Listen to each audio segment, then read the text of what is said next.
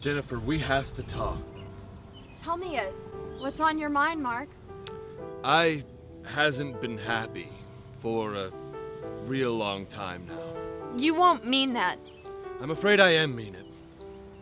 But you told I that you loved I. And I am, Jen, I really am. I love you, I just don't in love with you. Not anymore.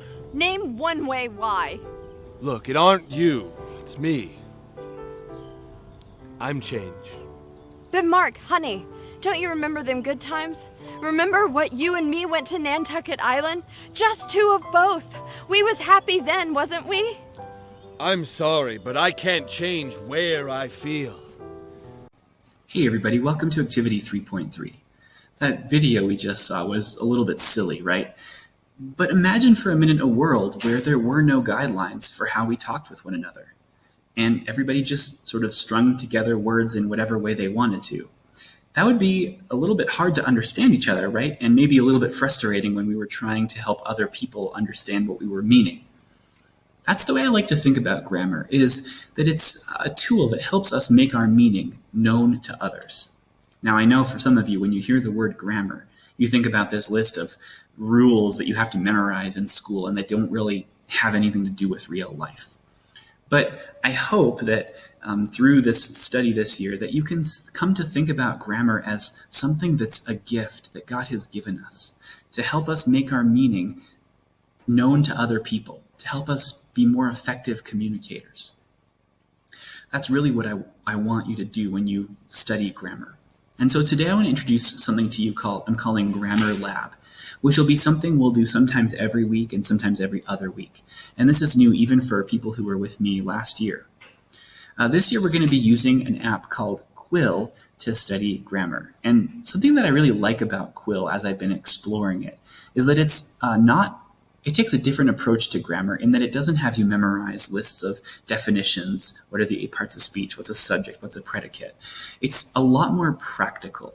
It's really focused on how grammar can help you be a better writer. And it's very much applying the grammar to actual sentences. And it has you practice writing sentences in a grammatical way. And I really think it's a good approach. And I really think it will help you become a better writer. And that's really my goal with grammar. Not that you memorize a list of definitions, but that you become a better writer and a better communicator. So let's go ahead and get started. The first thing we're going to do is sign up for this app called Quill. And then after that, you're going to complete this beginning check-in activity. And this beginning check-in activity is going to do a little bit of checking to see where you're at with your grammar. And then from here on out, it will personalize the types of things that you'll work on each time that we do a Grammar Lab day or a Grammar Lab activity. And so everyone will have different things depending on where they're at, which is another thing I really like about this app. So the first thing you should do is go ahead and click on the Quill logo here to open up the first page, which will let you sign up for an account. At any point, feel free to pause this video and open up a new tab and follow along with me. So it's going to say, welcome, let's create your account. Choose one. You want to select student.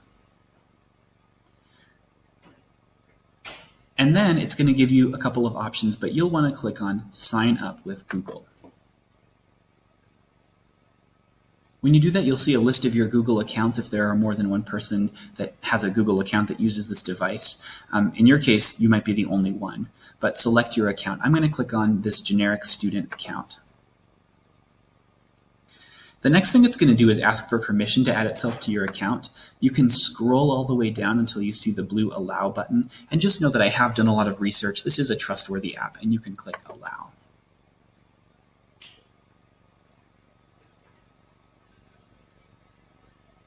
The next thing that Quill is going to ask you is, what class are you in? Join your class. And there's going to be a space to add in a class code. So at this point, keep this tab open, go back a tab to the distance learning website. And right below the Quill logo, you'll see here, join code outside-twig. Now you could just try and remember that and type it in, but I would recommend copy and pasting it. So just move your mouse cursor over it. Click and hold the mouse button and drag across the word. Now it's highlighted. And now I can either hit Control and C together, or I can 2-finger click and select copy, either one. And now I'm going to go up here to my tabs and go over to quill.org again. And I'm going to make sure the cursor is clicked into this box. And I'm either going to hit Control V or I can 2-finger click and select paste. And there is my code, outside-twig. It's sort of funny. And then click Join Your Class. Once it loads, it'll say you have joined 7th, 8th Communications. And I'm going to scroll down a little bit here. And now you can see here a page called Classwork. All activities, to-do activities, completed activities. Well, the only activity that you have to do is this beginning check-in, or going down here. It's also called a starter diagnostic.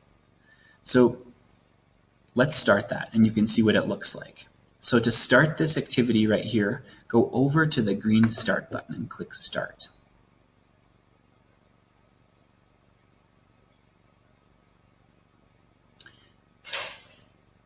Now once it loads, it says Quill Placement Activity. You're about to answer 25 questions on writing sentences. Some of these questions might be about things you haven't learned yet, and that's okay. Just answer them as best you can. Don't forget to read the instructions carefully for each question. And once you're finished, Quill will create a learning plan just for you, which is something that I really like about this app. So go ahead and click Begin. By the way, in addition to some questions that you might not have learned, some of the questions might seem really easy to you as well, and that's okay too. Click Begin. So like this first one, probably for everybody is going to be super easy, but we arrived blank school before the bell rang. Which one of these words would fit in that blank? And you just type it. Let's say you thought it should be on. I'm not saying that's correct. We arrived on school, but you would type that word, and then you would click the Submit button. Do your very best, whether it seems like a really easy question or whether it's a question you're not really sure about. Just do your best with all 25. And that's going to give the app and me an idea of what you could best work on, what will be most helpful to you. If at any point you're in the middle of something and then you have to go, you can always click this Save and Exit button, and it will save where you were at. So you don't have to start over again if you weren't quite done with it. You can always just come back here to Quill and click on 7th, 8th Communications, and let me move my screen up. You can see the starter diagnostic there, and there's the Resume button. And if you click on that, it will load back to the same question you were on. But I'd recommend just try and get all 25 questions done the first time. And you can click Begin. All right, that's it for this lesson, and thanks for embarking on this new type of learning with me. Have a great